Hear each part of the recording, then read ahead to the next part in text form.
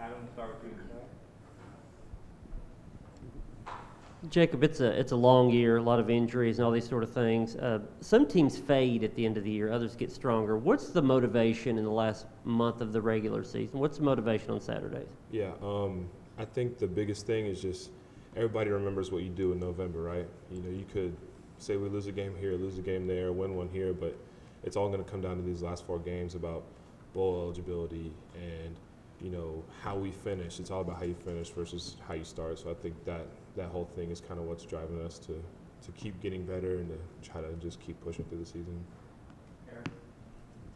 How much tape last week did you guys get to watch on Kentucky for Games Pass, and did you watch Kentucky this Saturday? Yeah, I mean, obviously we started on them and trying to get everything figured out and have a week jump on them. And yeah, you watched the game this weekend, and they ended up losing, but that defense is still a tough defense, and they're still obviously one of the better teams in the SEC. And so we're still just got to go into it and prepare like any other week. Jacob, what were some of the things during the open week that you felt like you accomplished personally, and what outside of football felt really good to be able to do? Obviously, in a bye week, you're saying outside of football, it gives everyone, especially like the younger guys, a chance to catch up academically and to get all their ducks in a line, I guess you could say. So kind of take our mind off of football and kind of really focus on school, which is inevitably what we're all here to do. For me personally, kind of the same thing. Just trying to focus on this master's degree that I'm working on and getting all my classes right and just trying to clear my head before this last little 4-game stretch.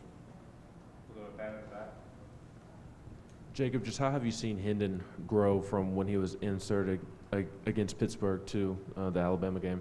Yeah, Hendon is a guy that has always like played with confidence, and just his confidence radiates. It's not really a cockiness, just he knows his preparation is right and he does things the right way.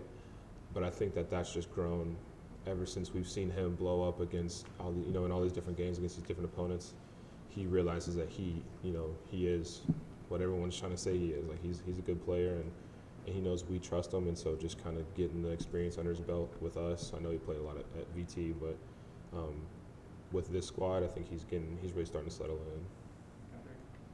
Jacob, how would you kind of assess and evaluate how you and Princeton have played at the tight end spot? What have you done well, and what do you think you guys can do better over the last month of the season? Yeah, I think one thing that we've done well is we play hard. We're flying around trying to do our job the best of our abilities. There's a lot of little details that a lot of people don't see that kind of goes into our footwork and our hand placement, and all these different things. And I feel like we've caught the ball well. And done stuff with it whenever we catch the ball. So just trying to be consistent and just continue to work on those small things, like I said, that not many people see from the outside.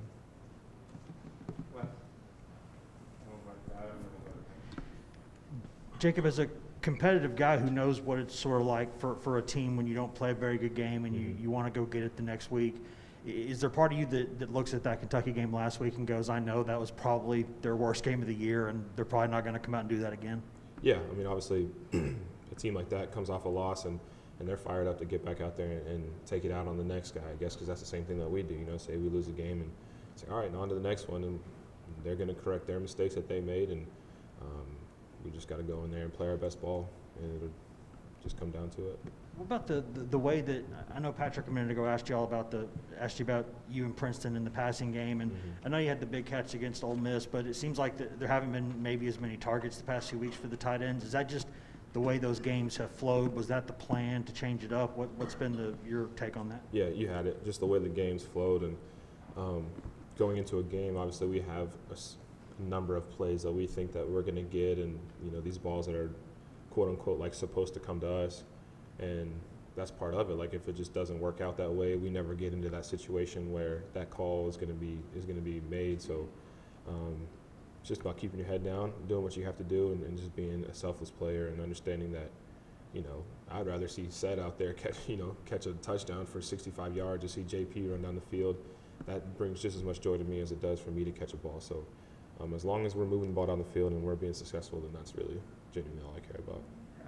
Now that you played a lot of games with Hendon, what do you know about his game and how he plays that you wouldn't have known just from practice in the preseason?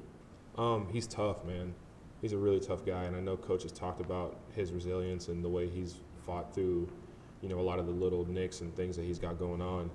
But just watching him bounce up after taking hits and spin moving and getting hit in the back and all this stuff, like, it's crazy just watching him pop up and be like, yo, let's go, come on, we got to push tempo, because he's just so focused on the mission and what we got to get accomplished. So I think just his toughness has shown me a lot.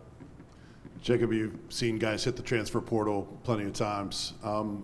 Since you're a leader, how do you react to Harrison Bailey leaving, not finishing out this season, and what was your reaction to that? Yeah, I mean, my answer is always going to be the same. I care about them and they care about me, but I have to understand that if I was in that situation, like, how would I want my teammates that I've been, battling with and going through all that stuff with, how do I want them to react, right? And so the way I think about it is, like, I want what's best for him because he's my friend. So if that's what's best for him, I just have to kind of accept that. And that's really just all of it. Obviously, I wish him the best of luck, and I'm sure we'll be in touch about where he's going and what he's doing. So I'm just excited to see what he's able to do with his future and get an opportunity to play. Any more?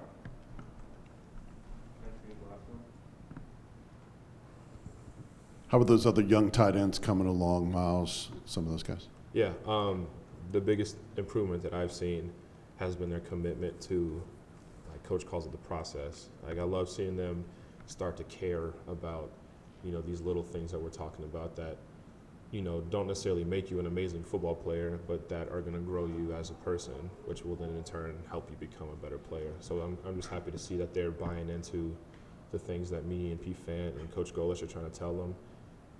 And they're just growing as people. It's really good to see. Thanks, Jacob. Yep. Thank you. Devontae Payton here.